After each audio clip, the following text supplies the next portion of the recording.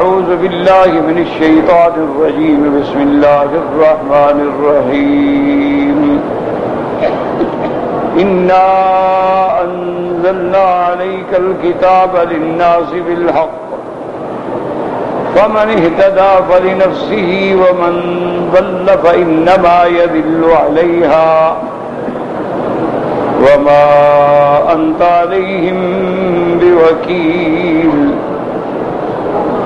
الله يتوفى الأنفس حين موتها والتي لم تمت في منامها فيمسك التي قضى عليها الموت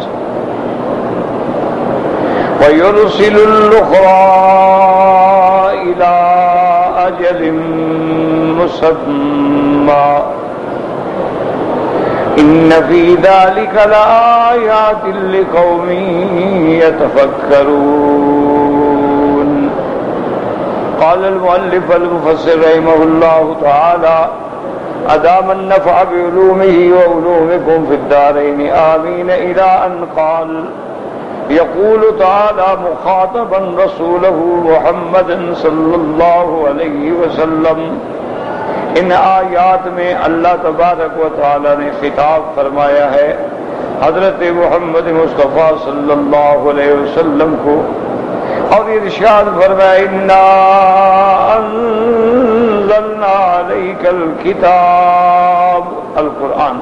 تو قرآن کو قرآن بھی کہتے ہیں کتاب بھی کہتے ہیں. یاد رکھو کسی جگہ ذکر آتا ہے کتاب کا جیسے اللہ فرماتے ہیں ذالک الکتاب لا ریب فیہ.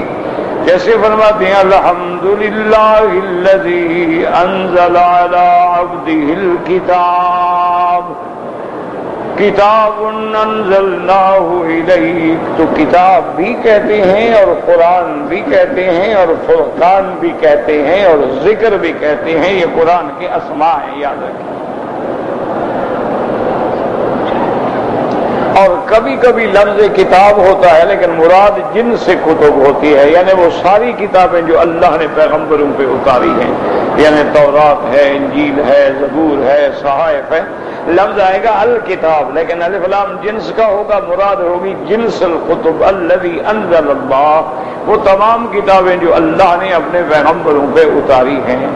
اور کبھی کہتے ہیں کتاب اور مراد جو ہے وہ اللہ کا قرآن ہوتا ہے.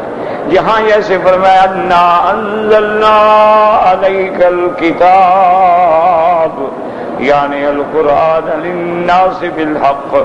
یہ تمام مخلوقات کے لیے اللہ نے اتارا ہے حق مانا سچ کے ساتھ. لجمیع الخلق من الانس والجن لتنذرهم به. میرے مدنی محمد مصطفیٰ صلی اللہ علیہ وسلم یہ قرآن ہم نے اتارا ہے تمام مخلوقات کے لیے ہے انس اور جن کے لیے ہے. جیسے انسانوں کی ہدایت قرآن سے ہوتی ہے ایسے جنوں کی بھی ہدایت قرآن سے ہوتی ہے. جیسے اللہ کے قرآن میں موجود ہے کہ میرے مدنی صلی اللہ علیہ وسلم قرآن پڑھ رہے. اب جب گزرے کہ وہاں سے جنوں کی ایک جماعت گزری وَإِذْ صَرَفْنَا إِلَيْكَ نَفَرًا مِّنَ الْجِنِّ يَسْتَمِعُونَ الْقُرْآنَ. ان نے قرآن سنا. فَلَمَّا حَضَرُوهُ قَالُوا أَنصِتُوا. اور جب وہ سب کے سب حضور کے قریب پہنچ گئے ایک دوسرے سے کہنے لگے خاموش رہو سنو کیا پڑھ رہا ہے. فَلَمَّا حَضَرُوهُ قَالُوا أَنصِتُوا. یاد رکھو قرآن کا وظیفہ یہ ہے. قرآن پڑھنا سنت ہے لیکن سننا جو ہے وہ واجب ہے. اور قرآن کے یہ آداب میں ہے کہ جب قرآن پڑھا جائے تو آپ خاموش ہو جائیں اور قرآن سنیں تدبر کے ساتھ تفکر. اب قرآن ہے جنہوں نے سنا ہے. جب حضور صلی اللہ علیہ وسلم نماز سے فارغ ہوئے تو سارے جن اسلام لے آئے اور اسلام لانے کے بعد اپنی قوم کو جا کے تقریریں کر رہے ہیں. قالوا یا قومنا انا سمعنا کتابا انزل من بعد موسیٰ. ہم نے ایک ایسی کتاب سنی ہے جو حضرت موسیٰ علیہ السلام کے بعد اتری ہے اور اس کتاب کا کام کیا ہے؟ یہدی الی الحق، وہ حق کا راستہ دکھلاتی ہے، ویہدی الی صراط مستقیم، اور صراط مستقیم کی طرف ہدایت کرتی ہے۔ تو حضور کی نبوت جو ہے یاد رکھیں تمام مخلوقات کے لیے ہے، انسانوں کے لیے بھی اور جنوں کے لیے بھی۔ جیسے انسانوں میں بڑے بڑے لوگ ہیں، صحابہ ہیں، تابعین ہیں، تبع تابعین ہیں، محدثین ہیں، علماء ہیں، اولیاء ہیں، فقہاء، اسی طرح جنوں کے اندر ہے۔ جنات میں بھی صحابہ ہیں، تابعین ہیں، مجتہدین ہیں، محدثین ہیں، علماء ہیں، بڑے بڑے ان کے فقہاء ہیں۔ اسی لیے بعض علماء نے کتابیں لکھی ہیں مستقل، جیسے ایک بڑی مشہور کتاب ہے احکام المرجان فی احکام الجان، احکام المرجان یعنی جنوں کے بارے میں جو احکام ہیں، تو انہوں نے کتاب لکھی ہے۔ تو کئی جنات نے حضور کے ہاتھ پہ آگے بیعت کی، سلام کیا، ایمان لائے، تو صحابی بن گئے۔ اس لیے فرمایا کہ آپ تمام مخلوق کے لیے ہیں، لتنذر بہم لتنذرہم بہ، تاکہ قرآن پڑھ کے اپنی امت کو ڈرائیں کہ وہ اللہ کے عذاب سے ڈر جائیں، اللہ کے جہنم سے ڈر جائیں، اللہ کے انتقام سے ڈر جائیں۔ لیکن آپ کے ذمے سنانا ہے، پہنچانا ہے بس۔ فمن اہتدی فلنفسہ فانما یعود نفع ذلک الی نفسہ، اور جس نے قرآن سننے کے بعد ہدایت پہ آ گیا، ہدایت پکڑی، ہدایت اختیار کی، اس کا فائدہ اس کے لیے ہے۔ ومن ضل فانما یضل علیہا اے انما یرجع وبال ذلک علی نفسہ، اور جو گمراہ ہو گیا اس کی گمراہی کا عذاب اس پہ ہوگا۔ میرے مدنی، آپ کے ذمے قرآن سنانا ہے، آپ کے ذمے قرآن پہنچانا ہے، آپ کے ذمے مومنوں کو خوشخبری دینی ہے اور کافروں کو ڈرانا ہے۔ باقی جو ہدایت پا گیا اس کا فائدہ اس کو ہے، جو گمراہ ہو گیا عذاب اس پر ہے۔ وما انت علیہم بوکیل اے بموکل نہیں یہتدوا، میرا مدنی، ہم نے آپ کو ان پہ نگران نہیں بنایا، محافظ نہیں بنایا کہ ہر حال میں وہ ہدایت پر لے آؤ۔ آپ کے ذمہ سنا دینا ہے، جن کے مقدر میں ہدایت ہے وہ مل جائے گی، اور جن کے مقدر میں شقاوت ہے وہ گمراہ ہو کے مر جائیں گے۔ انبیاء ہوں یا علماء ہوں، ان کی ذمہ داری ہوتی ہے اللہ کا دین پہنچانا، کہ دین پہنچانے میں بخل نہ کریں، دین پہنچانے میں کسی کمزوری کا اظہار نہ کریں۔ باقی ہدایت تو اللہ کے ہاتھ میں۔ انما انت نذیر واللہ علی کل شیء وکیل، میرا مدنی، آپ تو صرف ڈرانے والے ہیں، ہر چیز کا محافظ اور نگران اور موکل جو ہے وہ اللہ تعالیٰ کی ذات ہے۔ جیسے فرماتے انما علیک البلاغ وعلینا الحساب، میرا محبوب آپ کے ذمے جو ہے قرآن پہنچانا ہے، ہمارے ذمے اس کا حساب لینا ہے۔ اگر ایمان لائیں گے تو جنت کے دروازے کھل جائیں گے، اگر کفر کریں گے تو جہنم میں جائیں گے۔ اسی لیے فرماتی ثم قال تعالی مخبرا عن نفسه الكريمة بأنه هو المتصرف في الوجود بما يشاء وإنه يتوفى الأنفس الوفاة الكبرى بما يرسل من الحفظة الذين يقبضونها من الأبدان والوفاة الصغرى عند المنام كما قال تبارك وتعالى۔ اللہ پاک فرماتی ہیں کہ ہر چیز کا متصرف اللہ کی ذات ہے، ہر چیز کی قدرت اللہ کے ہاتھ میں ہے، وہ جیسا چاہے، وہ چاہے تو کسی کو موت دے دے حقیقی، جس کو وفات کبریٰ کہتے ہیں، موت حقیقی دے کے یعنی فرشتے بھیج کے اس کا روح قبض کر لیں، اور وہ اگر چاہے تو وفات صغریٰ یعنی چھوٹی موت گویا نیند اس کو دے دیں، لیکن نیند کے اندر روح لوٹا دی جاتی ہے، اور جب موت آتی ہے تو بالکلیہ انقطاع ہو جاتا ہے۔ اسی طرح وَهُوَ الَّذِي يَتَوَفَّاكُم بِاللَّيْلِ وَيَعْلَمُ مَا جَرَحْتُم بِالنَّهَارِ ثم يبعثكم فيه ليقضى أجل مسمى. وہی ذات ہے جو تمہیں قبض میں دیتی ہے رات کو، اور وہی ذات ہے جانتی ہے کہ تم دن میں کیا کرتے ہو. پھر جب تمہیں کھڑا کیا جائے گا تاکہ اللہ تبارک و تعالیٰ کا وہ وقت مقرر پورا ہو جائے. ثم الیہ مرجعکم، پھر تم سب نے اللہ کی طرف لوٹنا ہے. ثم ینبئکم بما کنتم تعملون، پھر اللہ تمہیں خبر دیں گے جو کچھ تم نے دنیا میں عمل کیا ہے. وَهُوَ الْقَاهِرُ فَوْقَ عِبَادِهِ، اسی کی ذات ہے جو بندوں پہ قاہر ہے اور بندوں پہ قادر ہے. وَيُرْسِلُ عَلَيْكُمْ حَفَظَةً، وہی ذات ہے جو فرشتوں کو بھیجنے والی ہے.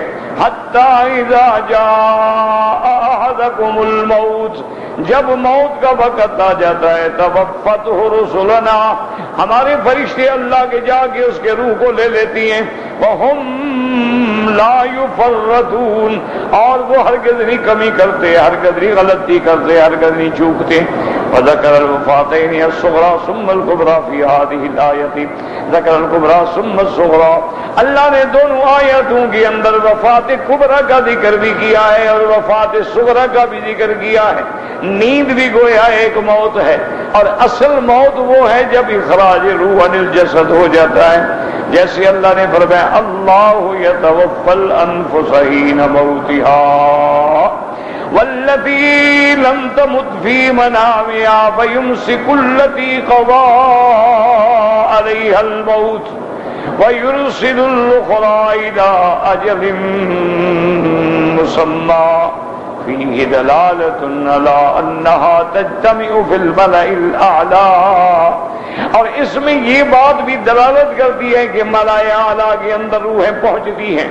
كما ورد بذلك الحديث المرفوع الذي رواه ابن مندة وغيره وفي صحيحي البخاري ومسلم من حديث عبد الله بن عمر عن سعيد بن ابي سعيد النبي عن ابي هريرة رضي الله تعالى عنه قال قال رسول الله صلی اللہ علیہ وسلم. صحیحین میں حدیث ہے، بخاری اور مسلم نے روایت کیا ہے اس سند کے ساتھ کہ حضرت ابی ہریرہ رضی اللہ تعالیٰ عنہ فرماتی ہیں کہ میرے آقا محبوب دو عالم حضرت سیدنا محمد مصطفیٰ صلی اللہ علیہ وسلم نے فرمایا.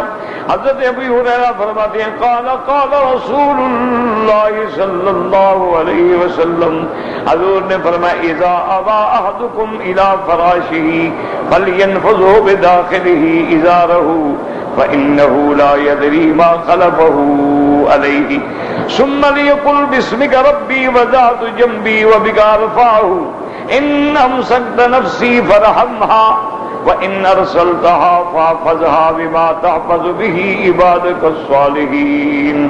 میرے آقا نے ارشاد فرمایا کہ جب کوئی بندہ اذا ابا احدکم، جب کوئی بندہ بستر پہ جائے لیٹنے کا ارادہ کرے، سب سے پہلے اس چادر کو جو بستر پہ ہے اس کو اچھی طرح چھٹک دے، صاف کر دے، کیونکہ پتہ نہیں تمہارے پیچھے اس میں کوئی چیز آ گئی ہو، کوئی مخلوق، کوئی کیڑا، کوئی مکوڑا، کوئی چیز ہو تو اس کو پہلے اچھی طرح صاف کریں. چھٹکنے کے بعد اس میں جب سوئیں تو پھر یہ لفظ کہیں بِاسْمِكَ رَبِّي وَذَعْتُ جَنْبِي، میرا مولا تیرے نام کے ساتھ میں اپنی پیشانی رکھ رہا ہوں کیونکہ مجھے پتہ نہیں ہے کہ میں نے اٹھنا بھی ہے کہ نہیں. وَبِكَ أَرْفَعُهُ، اور تیرے نام کے ساتھ اٹھوں گا. یاد رکھیں کہ نوم الانبیاء والمرسلین والصالحین، اللہ کے انبیاء، اللہ کے رسول، اللہ کے عباد صالحین جب لیٹتے ہیں تو دایاں ہاتھ ان کے رخسار کے نیچے ہوتا ہے اور رخ جو ہے وہ قبلے کی طرف ہوتا ہے. یہ ہے انبیاء اور صالحین کا سونا کہ آدمی اس طرح لیٹے کہ رخ قبلے کی طرف ہو اور دانا ہاتھ جو ہے وہ رخسار کے نیچے ہو. اور اللہ کے نبی نے جو دعائیں سکھلائی ہیں بِاسْمِكَ وَذَعْتُ جَنْبِي فَاغْفِرْ لِي ذَنْبِي، اسی طرح اللہم بِاسْمِكَ أَحْيَا وَبِكَ أَمُوتُ وَإِلَيْكَ النُّشُورُ. اور بھی آیت الکرسی پڑھ لے، معوذتین پڑھ لے، جو کچھ یاد ہے قرآن میں وہ پڑھ لے. تو یہ دائیں طرف لیٹنا جو ہے یہ نوم الانبیاء ہے، نوم المرسلین ہے، نوم اور بائیں طرف لیٹنا جو ہے یہ نوم الغافلین ہے، یہ غفلت والوں کی نیند. اس کی وجہ یہ ہے، یاد رکھیں کہ جب آدمی دائیں لیٹتا ہے نا تو دل بائیں طرف ہے نا، دل لٹکا رہتا ہے. تو آدمی کو غفلت کی نیند نہیں آتی، اور جب آدمی بائیں طرف لیٹ جائے تو دل بڑے سکون سے سو جاتا ہے، تو آدمی غافل ہو جاتا ہے۔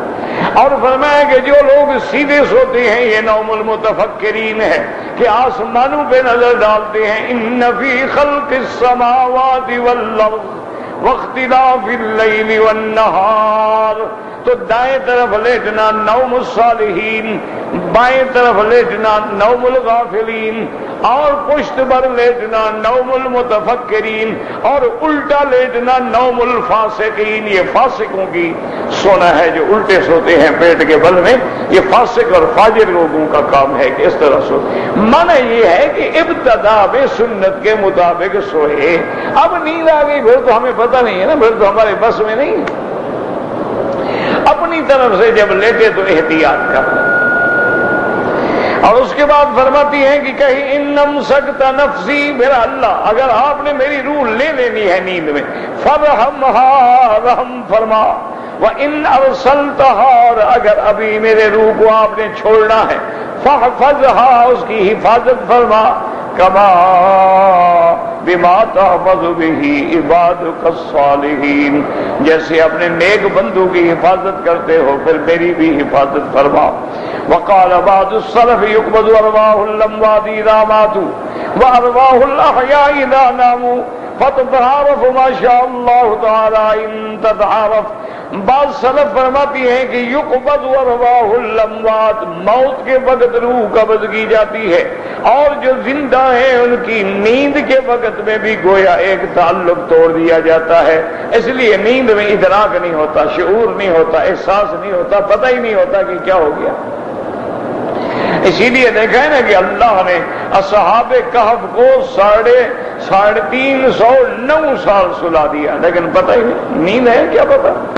جب اٹھے تو آپ بتائیں، کہتے ہیں کتنا دیر ہو، نے کہا ایک دن گزرا ہو، لبثنا یوما او بعض یوم، تو نیند بھی گویا ایک موت ہے۔ فَيُمْسِكُ الَّتِي قَضَىٰ عَلَيْهَا الْمَوْتَ أَيْ الَّتِي قَدْ مَاتَتْ وَيُرْسِلُ الْأُخْرَىٰ إِلَىٰ أَجَلٍ مُّسَمًّى، جب تک زندگی ہے پھر اس کی روح مبارک، روح جو ہے وہ پورے بدن میں پھر لوٹاتی۔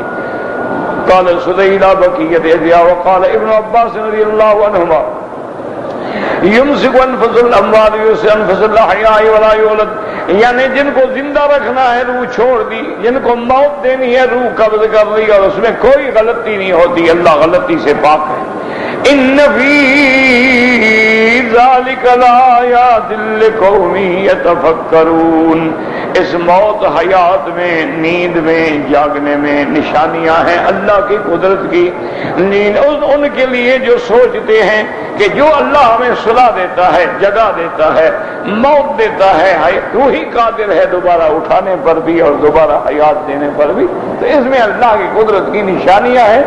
تو لیکن ہیں ان کے لیے جو اس میں تفکر کریں اور تدبر کریں اور غور کریں۔ ام اتخذوا من دون اللہ شفعاء قل ولو كانوا لا يملكون شيئا ولا يعقلون قل لله الشفاعة جميعا له ملك السماوات والأرض ثم إليه ترجعون وَإِذَا ذُكِرَ اللَّهُ وَحْدَهُ اشْمَأَزَّتْ قُلُوبُ الَّذِينَ لَا يُؤْمِنُونَ بِالْآخِرَةِ وَإِذَا ذُكِرَ الَّذِينَ مِن دُونِهِ إِذَا هُمْ يَسْتَبْشِرُونَ يَقُولُ تَعَالَى ذَامًّا لِلْمُشْرِكِينَ فِي اتِّخَاذِهِمْ شُفَعَاءَ مِن دُونِ اللَّهِ وهم الأصنام والأنداد التي اتخذوها من تلقاء أنفسهم بلا دليل ولا برهان على ذلك وهي لا تملك شيئا من الأمر بل وليس لها عقل تعقل به ولا سمع تسمع به ولا بصر تبصر به بل هي جمادات أصغر حالا من الحيوان بكثير۔ اب مسئلہ سمجھیں شفاعت کا۔ ایک تو شفاعت ہے جیسے زندہ انسان ہے کسی اللہ کے ولی کے پاس جاتا ہے میرے لیے دعا کرو، اس میں کوئی جھگڑا ہی نہیں، کوئی اختلاف ہی نہیں کسی مسلک کا کہ اگر کوئی اللہ والا ہے، کوئی عالم ہے، وہ بزرگ ہے، اولیاء اللہ ہے، اس کو جا کے آپ کہتے ہیں عادت میرے لیے دعا کریں، یہ کوئی جھگڑا ہے ہی نہیں۔ اب مسئلہ یہ ہے کہ کیا قیامت میں مرنے کے بعد شفاعت ہوگی یا نہیں ہوگی؟ اس کو اچھی طرح دماغ میں بیٹھو۔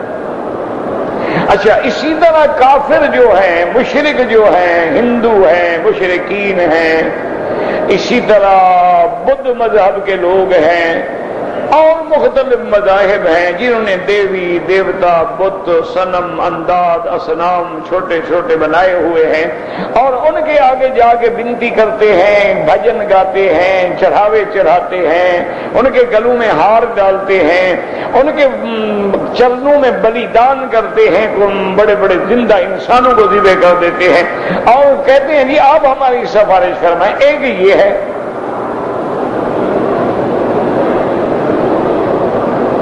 تو اسی طرح سمجھیں، پہلی بات تو یہ سمجھ لیں کہ جو لوگ بتوں کو کہتے ہیں سفارش کے لیے، مثلا مکے میں لات عزا منات حبل تقریباً 360 بت تھا صرف کعبہ شریف میں،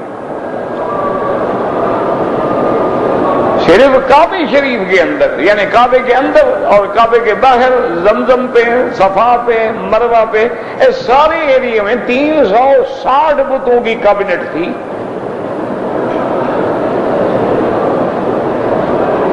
تو اب یہ ہے کہ بات سمجھیں کہ کیا وہ پاگل ہو گئے ہیں کہ ایک بت اپنے ہاتھ سے بنایا ہے اس کو کہیں جی اب مہربانی کرو میری سفارش کرو؟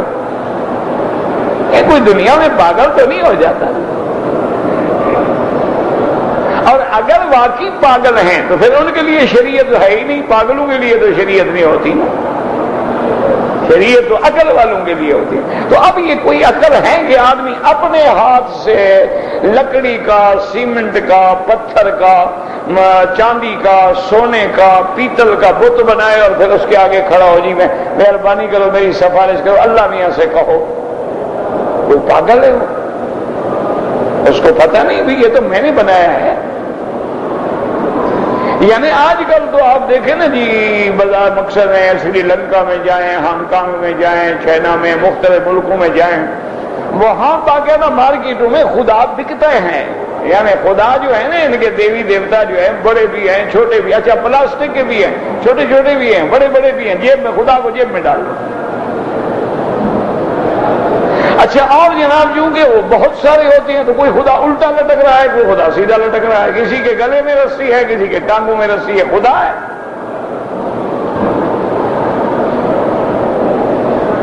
اسی لیے ایک صحابی مسلمان ہوئے تو صحابہ اکٹھے ہو گئے، انہوں نے کہا بھائی ہمیں کوئی اپنے اس دور کی کہانی سناؤ جب تم مسلمان نہیں تھے، زمانہ جاہلیت کے۔ اس نے کہا بھائی دیکھو نا تم سب مسلمانوں کا اور میرا بھی عقیدہ ہے کہ بت کوئی نفع نقصان نہیں دیتے، ٹھیک ہے، لیکن انہوں نے کہا یار میرا جو بت تھا نا اس نے مجھ کو بڑا فائدہ دیا۔ اب صحابہ حیران ہو گئے کہ بت تو نفع نقصان دیتا ہی نہیں، اور یہ صحابی ہو کہ کیا کہہ رہا ہے، کہتے میرا جو بت تھا نا جس کو میں نے خدا بنایا ہوا تھا اس نے مجھے بڑا فائدہ دیا۔ انہوں نے کہا کیسے؟ اس نے کہا میری عادت تھی کہ میں جب سفر میں جاتا تھا تو ایک میرا چھوٹا سا بت تھا، اس کو میں اپنے ساتھ بیگ میں رکھ لیتا تھا تاکہ جہاں رات ہو گئی، صبح ہوئی، نہایا، غسل کیا، پھر آ کے بت کے سامنے بیٹھ کے اپنی عبادت کی۔ کہتے میں جنگل میں سفر کر رہا تھا، صحرا کے اندر سفر تھا، تو میں نے اپنے بت کو نکال کے بیگ سے نکال کے ایک اچھی جگہ بنائی، اونچی جگہ بنائی، وہاں اس کو رکھا اور میں دور نکل گیا کہ پیشاب وغیرہ سے فارغ ہو کے، پاک ہو کے، ٹھیک ہو کے پھر آ کے اپنے بت کے آگے درخواست کروں گا۔ کہتے واپس جب میں آ رہا تھا تو میں نے دیکھا کہ ایک لومڑی جو ہے وہ میرے اس بت کے اوپر کھڑی ہوئی پیشاب کر رہی ہے۔ تو میں نے کہا حل ھذا رب یبول الثعلبان ولا راسی، یہ بھی خدا ہو سکتا ہے جس کے سر پہ لومڑی پیشاب کرے نہ روک سکے؟ میں نے اٹھا کے پھینکا اور مسلمان ہو گیا۔ تو پیسہ دیا مجھے کہ نہیں دیا؟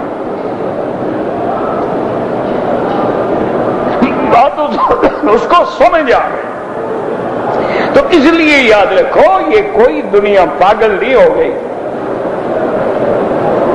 تو اصل بات یہ ہوتی ہے کہ یہ بت ہیں یا دیوی دیوتا ہیں یا صنم ہیں اصنام ہیں، یہ شکلیں ہیں، اس کی پوجا وہ نہیں کرتے اپنے عقل کے مطابق۔ آپ جیسے کرتے ہیں نا جی کہ پیر کی تصویر جیب میں ہے، کیوں؟ اور جی محبت ہے نا، پیر صاحب راضی ہو جائیں گے نا کہ میرا عاشق ہے، ہر وقت میری تصویر اس نے سینے میں رکھی ہے۔ عیسائی دیکھیں صلیب گلے میں لٹکائے ہوئے ہیں، جیسے مسلمان ٹائی باندھتے ہیں، یہ بھی اس کی ایک نقل ہے۔ صلیب نہ ڈالی، ٹائی ڈال لی، پٹا ڈالنا تھا تیرے گلے میں، کفر کا پٹا انہوں نے ڈال، ایک علامت ہے نا کفر کی، ورنہ انبیاء نے ٹائی باندھی ہے۔ چلو تم بتا دو، مولویوں کے مسئلوں کو چھوڑو، چلو مولوی مکی تو اس کی بات نہ مانو، تم مجھے بتا دو 1,24,000 پیغمبر نے ٹائی باندھی ہے، صحابہ تابعین اولیاء اللہ محدثین سب ٹائی باندھتے تھے، یہ کس کا لباس ہے؟ اور صریح حدیث ہے میرے نبی کی کہ جو قوم کی مشابہت کرو گے قیامت میں اللہ انہی کے ساتھ کھڑا کرے۔ باقی تمہاری مرضی ہے، ٹائی آگے باندھو پیچھے باندھو، کیپ پہنو، جین پہنو، ایک ایسا اللہ کا عذاب ہے یہ جین۔ ہم جب چھوٹے تھے نا بچے دیکھتے تھے یہ کپڑا گدا وغیرہ پہ ڈالا جاتا تھا، آج بندوں کا وہ پسندیدہ لباس ہے۔ اچھا جتنا جین پرانی ہوتی جائے اتنا فیشن نیا ہوتا جاتا ہے، اور 2 4 5 سال کا پیشاب بھی اس کے اندر لگا ہوا ہو پھر تو بہت ترقی ہو گئی، کیونکہ استنجا تو وہ کرتے نہیں، سیاہی چوس ہے، یہ پیشاب چوس ہے۔ تو اس لیے یاد رکھو کہ یہ ان کی نہیں، لات ہے، عزا ہے، منات ہے، یہ بزرگ تھے، ان کی شکلیں ہیں۔ بعض نے بنایا ہے اپنے عقل سے فرشتوں کی شکلیں ہیں، بعض نے بنائے ہیں اپنے عقل سے ستاروں کی شکلیں ہیں، بعض نے بنائے ہیں اپنے عقل سے ابراج کی شکلیں ہیں کہ یہ جناب جدی ہے، یہ سرطان ہے، اور جناب یہ زحل ہے، یہ دلو ہے، یہ مشتری ہے، یہ زہرہ ہے، یہ مریخ ہے۔ یہ ان کا تخیل ہے کہ جب ہم ان کی عبادت کرتے ہیں تو یہ خدا کو کہیں گے، یہ تھوڑے کہ یہ لکڑی والے بت کہیں گے، پاگل ہو گئے۔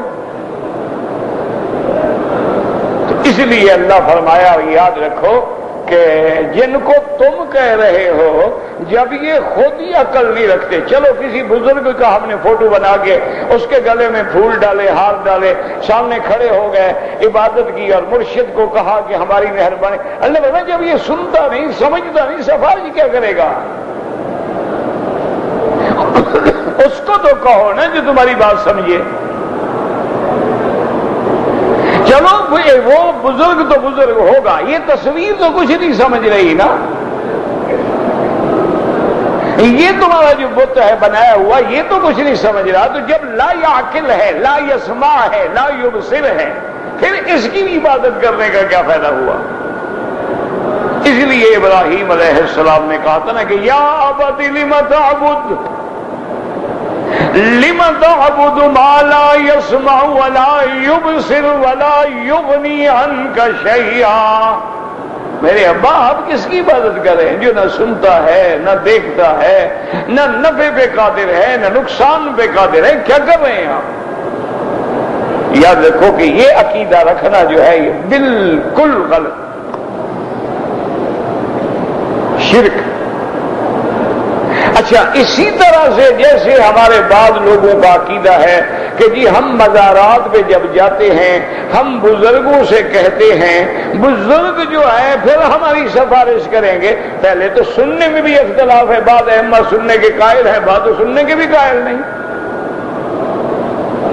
یعنی بعض لوگ کہتے ہیں کہ موت کے بعد اللہ ایک زندگی دیتے ہیں، لیکن بعض لوگ کہتے ہیں کہ نہیں موت کے بعد ہی سنتے۔ تو پھر ان کو کہنے کا فائدہ کیا ہوا؟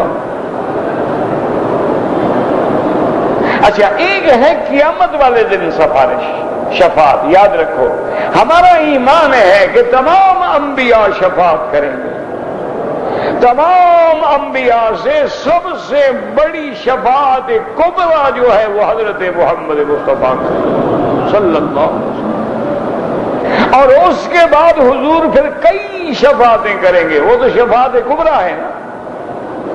اولیاء اللہ شفاعت کریں گے، علماء شفاعت کریں گے، حافظ قرآن شفاعت کریں گے، ہمارا ایمان ہے۔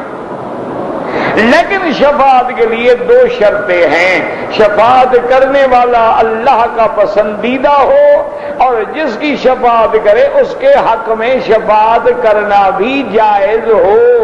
اگر جائز ہی نہ ہو تو پھر سفارش کا؟ اس کی ایک چھوٹی سی مثال دماغ میں رکھ لیں، اللہ کرے آپ کو مسئلہ سمجھ آ جائے۔ اگر حج میں ایک توحید کا مسئلہ سیکھ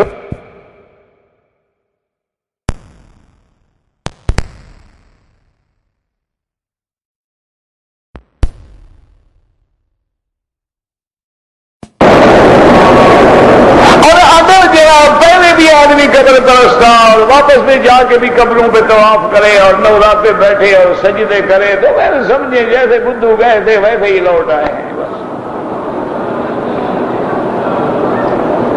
اب دیکھیں کہ حضور صلی اللہ علیہ وسلم کی ذات میں شفاعت برحق ہے، لیکن کس کے بارے میں ہوگی؟ اب دیکھیں ابراہیم خلیل ہے علیہ السلام، قیامت والے دن جب دیکھیں گے تو ان کے والد کو پکڑ کے فرشتے جہنم کی طرف لے جا رہے ہوں گے۔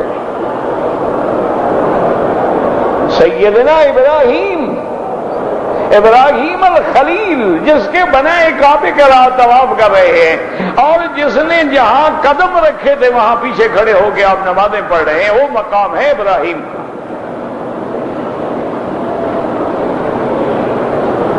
لیکن حضرت ابراہیم دیکھیں گے کہ ان کے والد آزر کو فرشتے پکڑ کے جہنم کی طرف لے جا رہے ہیں تو حضرت ابراہیم رو پڑیں گے اللہ کے ہاں، عرض کریں گے مولا تیرا تو وعدہ ہے کہ یوم لا یخزی اللہ النبی، قیامت کے دن میں اپنے انبیاء کو اور ایمان والوں کو رسوا نہیں کروں گا۔ وَأَيُّ خِزْيٍ مِّنَ الْأَبِّ الْأَبَعَدِ، میرا اللہ اس سے بڑی رسوائی کیا ہوگی کہ میرا باپ ہے اور جہنم کی طرف جا رہا ہے۔ اللہ حکم فرمائیں کہ ابراہیم آنکھیں بند کر کے نیچے دیکھیں۔ ابراہیم نیچے دیکھیں گے، فرمایا اوپر دیکھو، دیکھیں گے تو اب وہ آدر جو ہے ایک جانور کی شکل بن جائیں گے۔ اللہ فرمائیں گے میں نے شکل بدل دی ہے کہ تیری توہین نہ ہو، کسی کو پتہ نہ لگے، لیکن مشرک کو جہنم سے چھٹکارا نہیں مل سکتا۔ تو یاد رکھو سفارش کب ہوگی؟ اگلا پہلے توحید پہ تو مرے نا۔ اگر وہ مری شرک پہ کیا ہے تو اس کی شفاعت کے لیے کیا بنا؟ اسی لیے حضور فرماتی ہے کہ میں حوض کوثر پہ کھڑا ہوں گا، کچھ لوگ دوڑ کے آ رہے ہوں گے میرے حوض کوثر کی طرف اور فرشتے دھکے دے رہے ہوں گے، میں ان کو کہوں گا آنے دو، ان کو آنے دو، ہؤلاء صحابی، یہ تو میرے ساتھی ہیں، میری امت ہے، ان کو آنے دو، مت روکو۔ تو فرشتے کہیں گے انک لا تدری ما احدثوا بعدک یا رسول اللہ۔ صحابہ کہیں گے اے اللہ کے نبی آپ کو پتہ نہیں آپ کے بعد انہوں نے کیا کیا بدعتیں گھڑی ہیں۔ جب وہ یہ کہیں گے تو حضور فرمائیں گے سحقن لہم سحقن لہم، ہلاکت ہو، بربادی ہو، لے جاؤ، میں کسی بدعتی کی سفارش نہیں کروں گا۔ کیوں؟ وہ سفارش کا محل نہیں ہے۔ یاد رکھو سفارش تب ہوگی کہ وہ کرنے والا بھی اللہ کا منظور شدہ ہو، اللہ کا اذن ہو، اور سفارش بھی اس کی کرے جو سفارش کا اہل ہو، یعنی گناہگار ہے لیکن مومن ہے، موحد ہے، شرابی ہے لیکن موحد ہے، موت ایمان پہ آئی ہے لیکن گناہگار ہے بیچارہ، اس کے بارے میں سفارش ہوگی، اور حضور ایک سفارش نہیں کریں گے بلکہ کئی شفاعتیں کریں گے۔ حضور فرماتے ہیں انا اشفع و اشفع و اشفع و اشفع، میں چھڑاؤں گا بندوں کو، میں شفاعت کروں گا، میں پھر شفاعت کروں گا، میں پھر شفاعت کروں گا، حتی یقال لی هل رضیت یا محمد، حتیٰ کہ میرا اللہ کہیں گے اب تو مدنی محمد تم راضی ہو گئے ہو گے نہیں راضی ہو گئے؟ میں کہوں گا رضیت ربی، کیوں اللہ کا وعدہ ہے نا، فَلَسَوْفَ يُعْطِيكَ رَبُّكَ فَتَرْضَىٰ، میرا مدنی ہم آپ کو قیامت میں اتنا دیں گے کہ آپ کو راضی کر دیں گے، تو اللہ راضی فرما دیں گے۔ لیکن یاد رکھو حضور گناہگار کی سفارش کریں گے، لیکن حضور بدعتی کی شفاعت نہیں کریں گے، حضور مشرک کی شفاعت نہیں کریں گے۔ مشرک کی شفاعت تو اللہ نے دنیا میں بھی قبول نہیں کی ہے، سکا چاچا ہے، لیکن اللہ نے فرمایا میرا مدنی میری مرضی، انک لا تہدی من احببت ولکن اللہ یہدی من یشاء، اس لیے اللہ نے فرمایا کیا سوچ رہے ہو، شفاعت ان کے بعد تھوڑی شفاعت ہے۔ یقول تعالی عذاب للمشرکین، یہ تو وہ ہیں لا تملک شیئا من الامر، ان کے پلے میں کچھ بھی نہیں ہے، بل لیس العاقل، ان کے پاس تو عقل بھی نہیں ہے، سنتے بھی نہیں ہیں، دیکھتے بھی نہیں ہیں، یہ جمادات، یہ تو پتھر ہیں، اسوأ حالا من الحیوان بکثیر، یہ تو حیوان سے بھی گئے گزرے ہیں، حیوان چلتا ہے، سنتا ہے، کھاتا ہے، پیتا ہے، یہ تو پتھر کی بلائیں ہیں رکھی ہیں، کسی کام کے بھی نہیں۔ ثم قال قل یا محمد صلی اللہ علیہ وسلم لهؤلاء الزائمین اما اتخذوا شفعاء لهم عند الله تعالی اخبرهم ان الشفاعة لا تنفع عند الله الا لمن ارتضى واذن له فمرجعها كلها الیہ۔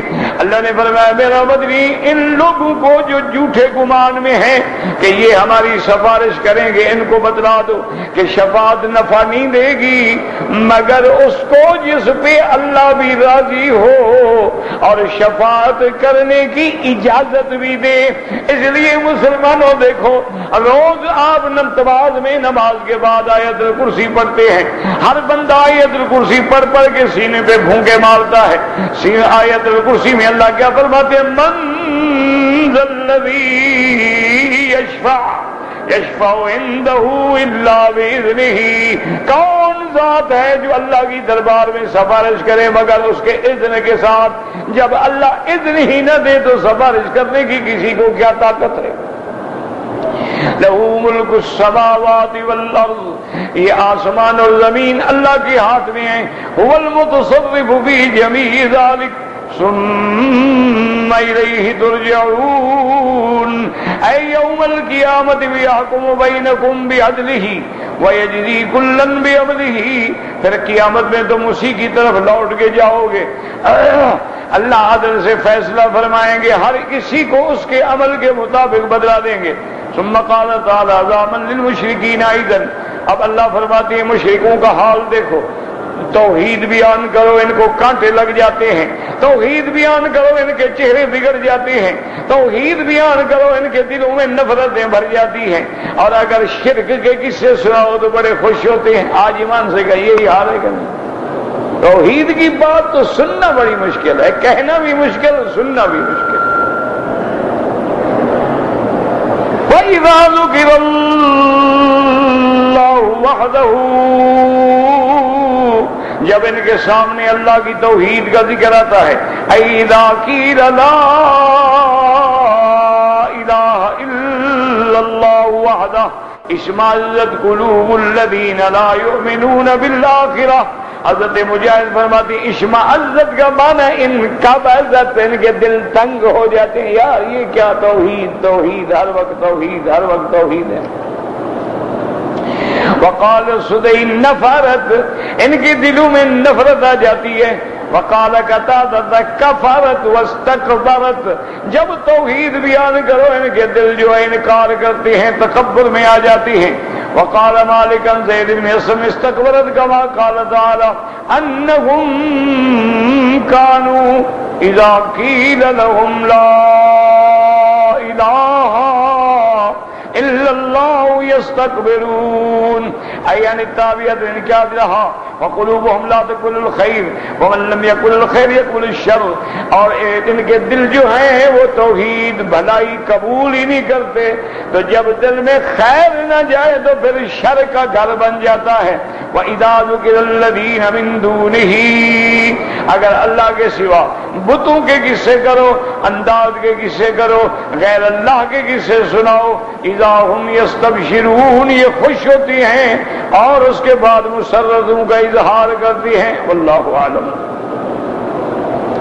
اب زندگی باقی انشاءاللہ جمعہ کے دن سے، چونکہ اب حجاج کرام آ گئے ہیں، اب ان کا حق ہے، تو سبق نہیں ہوں گے، تقریریں انشاءاللہ شروع ہو جائیں گی، اور زندگی اللہ نے وفا کیا تو سبق پھر انشاءاللہ حج کے بعد۔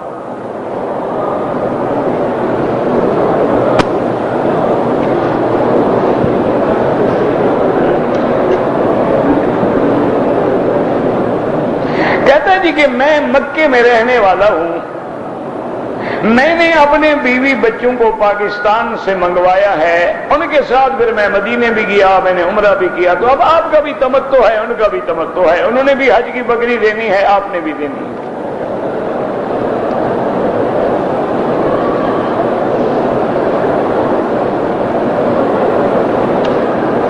اگر آپ نے ریاض سے آتے ہوئے کسی مجبوری سے احرام نہیں باندھا تو کوئی حرج نہیں۔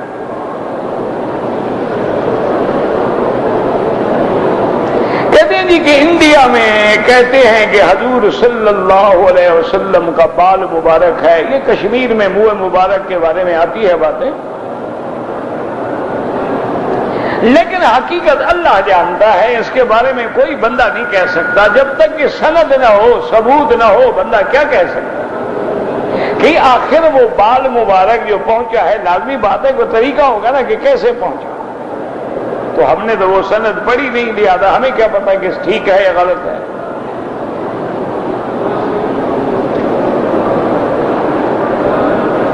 عمرہ ہے یا نفلی عبادت، میرا بھائی موٹی بات یاد رکھو، جس کے لیے چاہو کرو، اللہ اس کو ثواب دیں گے۔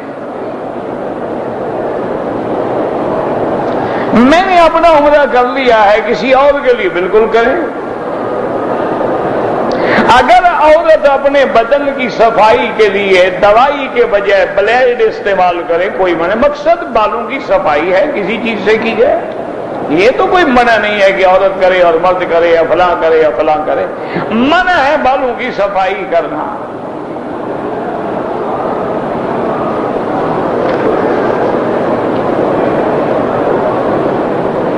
ہر نماز کے بعد دعا کرنا جو ہے، یاد رکھو، دعا تو کوئی نماز ہی ایسی نہیں ہے جس کے بعد دعا، حضور نے خود فرمایا ہے کہ ہر نماز کے بعد دعا قبول ہوتی ہے، بعد الصلوات الخمس، دبر صلاۃ مکتوبۃ، ہر فرض نماز کے بعد دعا قبول ہوتی ہے، اور ہر نماز کے بعد حضور خود بھی دعا مانگتے تھے کہ اللہم انت السلام ومنک السلام، اللہم لا مانع لما اعطیت ولا معطی لما منعت۔ دعا میں تو جھگڑا نہیں ہے، مسئلہ یہ ہے کہ کیا ہاتھ اٹھا کر باقی سب آمین کہتے رہیں، یہ حدیث میں ثابت نہیں ہے۔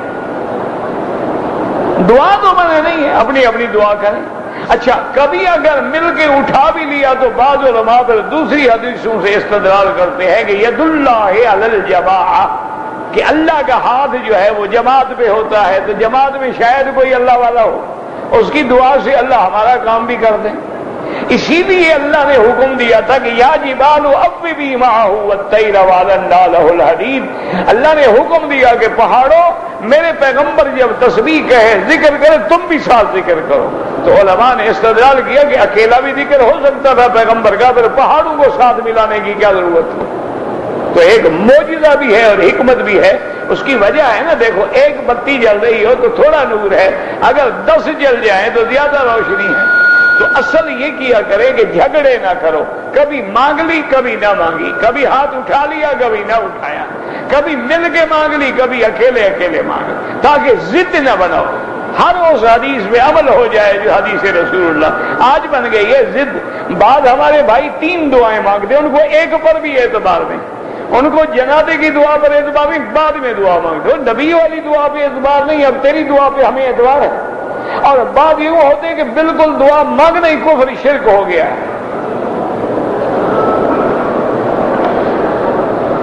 مسواک کے مبارک میں یہ پابندی نہیں ہے کہ کتنے دن کے بعد بدلا جائے، منع ہوتا ہے کہ مسواک صاف ہو۔ اگر اس میں ذرا سا بھی میل کو چہرا جائے تو پھر مسواک کرنے کا فائدہ۔ مسواک جو ہے مطہرۃ للفم ومرضات للرب، یہ منہ کا صاف کرنے والا ہے، رب کو راضی کرنے کے لیے ہے، تو جب تک صاف ہے ورنہ کاٹ دیں پھر تازہ استعمال کریں۔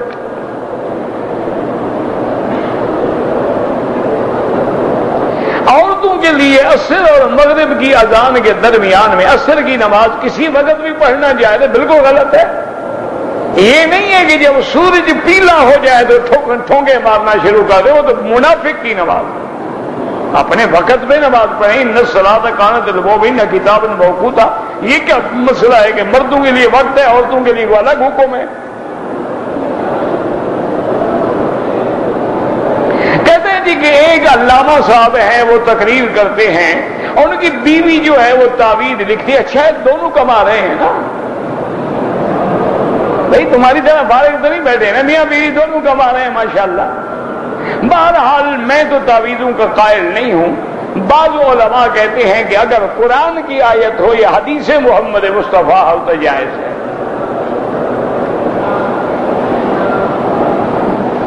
جن لوگوں نے حج کرنا ہے وہ عرفات کے دن روزہ نہ رکھے، ان کے لیے روزہ رکھنا خلاف سنت ہے۔ جنہوں نے حج نہیں کرنا ہے وہ عرفات کے دن روزہ رکھے، ان کو 2 سال کے گناہ جو ہے مٹ جاتے ہیں۔ اگر مدینہ شریف میں 8 دن سے کم رہیں کوئی بات نہیں، 1 دن بھی رہو، یہ 8 دن تو فضیلت ہے، حکم تو نہیں ہے۔ اگر ہم نے عمرہ کرنا ہو لازماً حد حرم سے باہر جائیں، ابھی آپ کی مرضی مسجد عائشہ جائیں، جیرانہ جائیں، جدہ جائیں، عرفات جائیں۔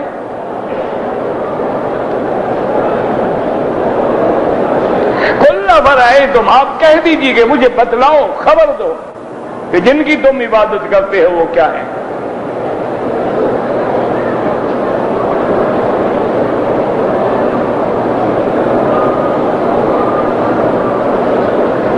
ایک آدمی سے میں نے 100 روپے کا سودا لیا،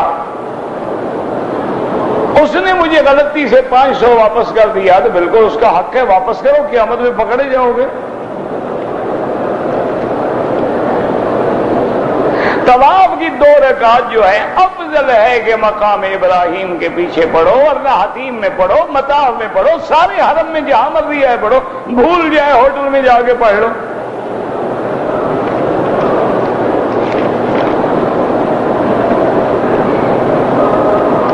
پاکستان میں عورتیں بھی پتہ نہیں کیا کرتی ہیں، پتہ نہیں، عورتیں بھی گورنر ہیں۔ آپ کے پاس عورتیں سب کچھ ہیں بابا، مرد کچھ نہیں ہے۔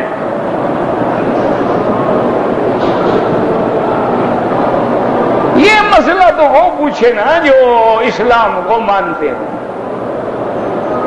اگر ہم نے اسلام کو ماننا ہی نہیں ہے، انگریزی جمہوریت پہ چلنا ہے، تو ٹھیک ہے، جس کو چاہو بنا دو۔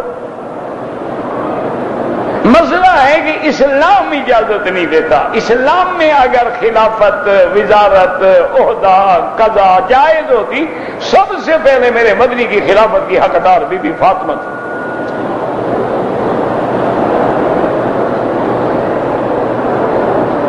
حضور نے اس کو کسی مسجد کا امام نہیں بنایا تو ملک کا امام کیسے بنایا جا سکتا ہے؟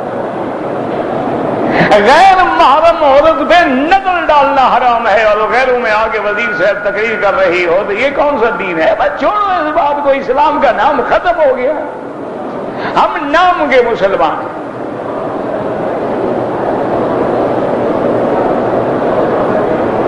امائمہ نام رکھا ہے، سب ٹھیک ہے، جو مرضی ہے رکھو۔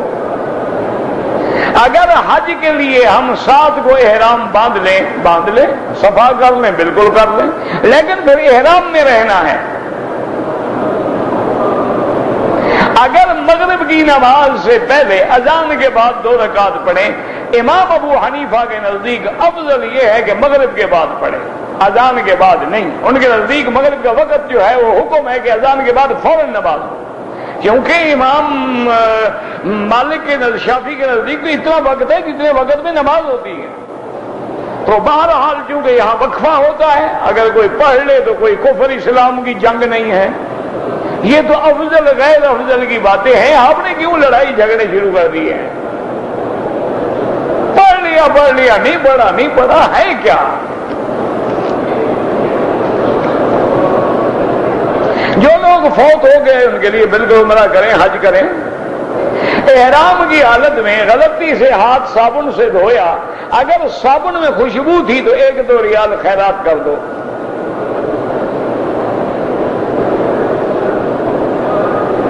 کہتے ہیں جی کہ اب رفع یدین پہ بڑے جھگڑے ہیں. رفع یدین پہ مجھے یہ بتا دو کہ حضور کی وفات سے لے کر 1400 سال تک کبھی جھگڑا ہوا؟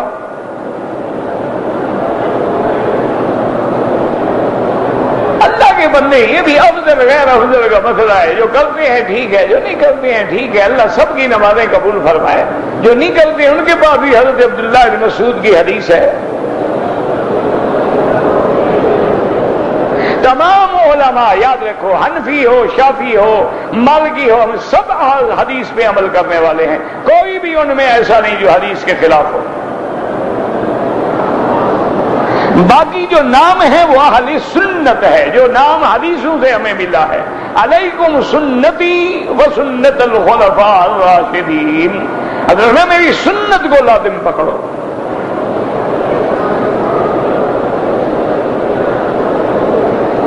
اگر ایک عورت نے عمرے کی نیت کر لی، طواف بھی کر لیا، صفا مروہ بھی دوڑ لی، بال نہیں کٹوائے لیکن پہلے غسل کر لیا تو کوئی حرج نہیں. اگر خوشبو والے صابن سے کیا تو دم پڑ گئی.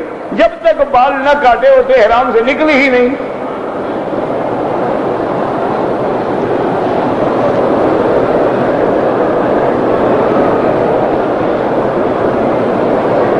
باپ نابینا ہے، اس کا بیٹا حج بدل کرے، بالکل کرے. مرض کی وجہ سے کپڑے پاک نہیں رہتے، ایک کپڑا رکھ لیں، نماز میں وہ پہن لیا، بعد میں بدل لیا.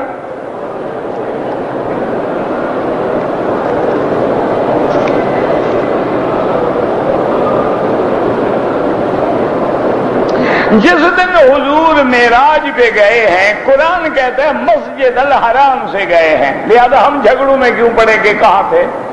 اسرا بعبدہ لیلا من المسجد الحرام. اب کوئی ام ہانی کے گھر سے گئے، حتیم سے گئے. ام ہانی کا گھر بھی تو مسجد الحرام میں تھا. تو موٹی بات کرو، جو خدا کہتا ہے جھگڑے کیوں کرتے ہو؟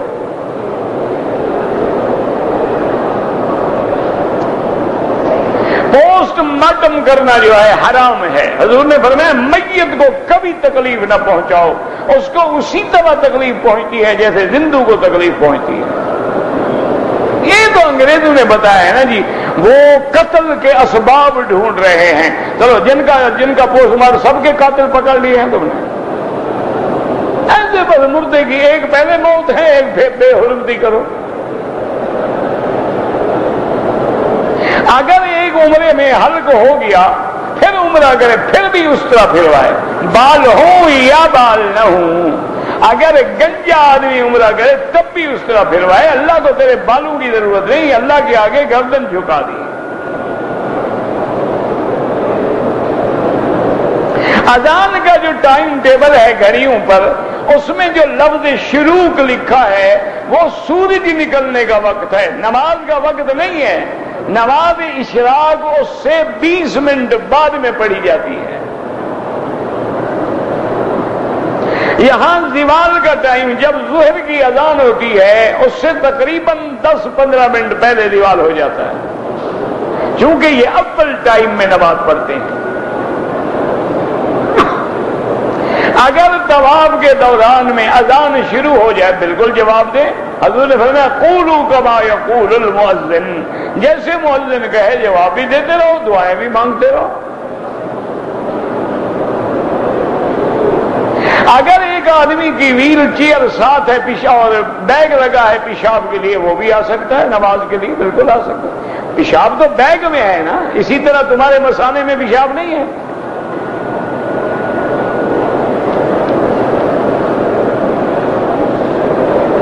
نماز جنازہ میں ہاتھ اٹھانا جو ہے احناف کے نزدیک نہیں ہے، بعض علماء اٹھاتے ہیں، اللہ سب کے قبول کرے، کوئی یہ کفر اسلام کی جنگ ہے ہی نہیں، یہ تو بلا وجہ لوگوں نے لڑا رکھا ہے، اٹھاتے رہے، نہیں اٹھاتا نہ اٹھائے۔ باقی ہمیں آج تک کوئی حدیث نہیں ملی کہ جنازے میں حضور نے حکم دیا ہو کہ اٹھاؤ، اگر ہو آنکھوں پر لے آئے ہم بھی اٹھائیں گے، کوئی جھگڑا نہیں، جھگڑا تو جاہل کرتا ہے۔ اگر حدیث مل جائے جس میں لکھا ہو کہ جنازے میں ہاتھ اٹھاؤ، بالکل میں کل سے انشاءاللہ تم سب کے سامنے اٹھاؤں۔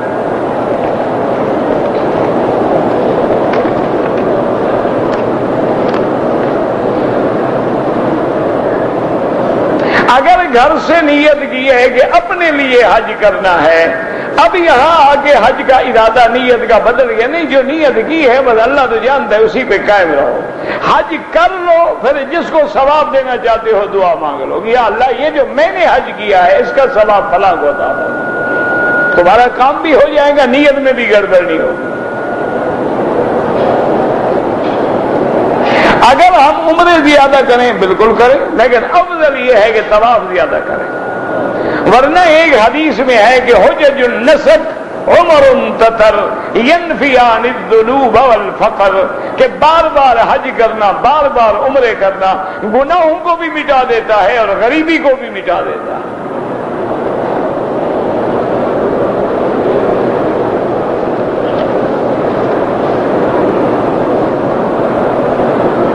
اسلام سے قبل جب حضور غار حرا میں جاتے تھے تو کس قسم کی عبادت کرتے تھے یاد رکھو، ایک تو اللہ کا ذکر، دوسرا دین ابراہیم تو تھا نا۔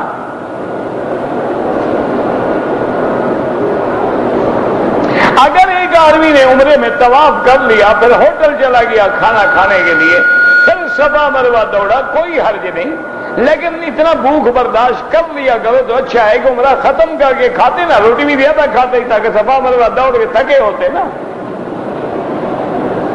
آدمی اگر 4 گھنٹے روٹی نہ کھائے فوت نہیں ہو جاتا، 2 گلاس زمزم کے پی لیتے، روٹی کی روٹی اور کھانے کا کھانا اور پیاس کی پیاس۔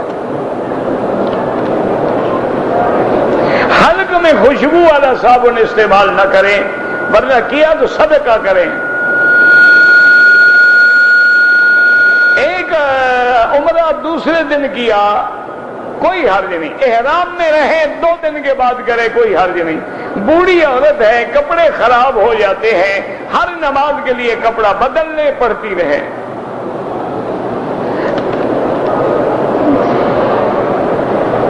اگر دم دینے کے پیسے نہیں 10 روزے رکھ لو، امام کے پیچھے فاتحہ پڑھیں، جو پڑھیں اللہ ان کی بھی قبول کرے، جو نہیں پڑھتے اللہ ان کی بھی قبول کرے، ان کے پاس بھی حدیث ہے، ان کے پاس بھی حدیث ہے رسول اللہ، یہ کوئی جھگڑے نہیں ہے، لڑائی کے۔ اب جب آدمی اذان سنتا ہے وہ کہتے ہیں حی علی الصلاۃ، تو آدمی کہے لا حول ولا، کیوں؟ اگر کہیں حی علی الصلاۃ وہ بھی کہہ رہے چلو نماز، تو بھی کہو چلو نماز، یہ تو مسخری ہو گئی نا۔ مانا ہے کہ ہم اقرار کرتے ہیں کہ یا اللہ ہماری کہاں طاقت ہے کہ ہم جائیں، تیرے ہاتھ میں طاقت ہے، ہمیں ہمت دے کہ ہم نماز پہ جائیں۔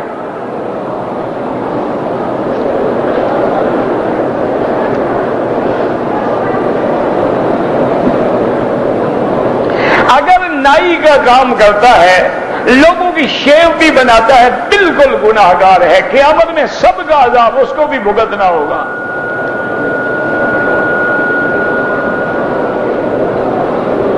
میں نے عمرہ کیا، طواف کر لیا، صفا مروہ نہیں دوڑا، احرام کھول دیا، ایک بکری دم ادا کریں۔ قربانی جو ہے وہ گھر میں کرنا، حج کی بکری یہاں دینی ہوگی۔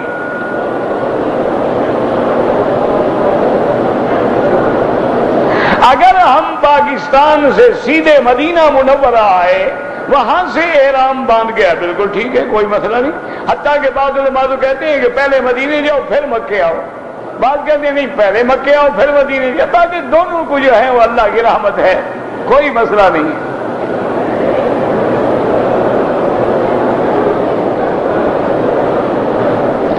والدہ نے حلق نہیں کرایا، عورتیں حلق تو خیر کراتی نہیں ہیں، بال نہیں کٹوائے، تو سو گئی صبح کو کٹوائے، کوئی حرج نہیں۔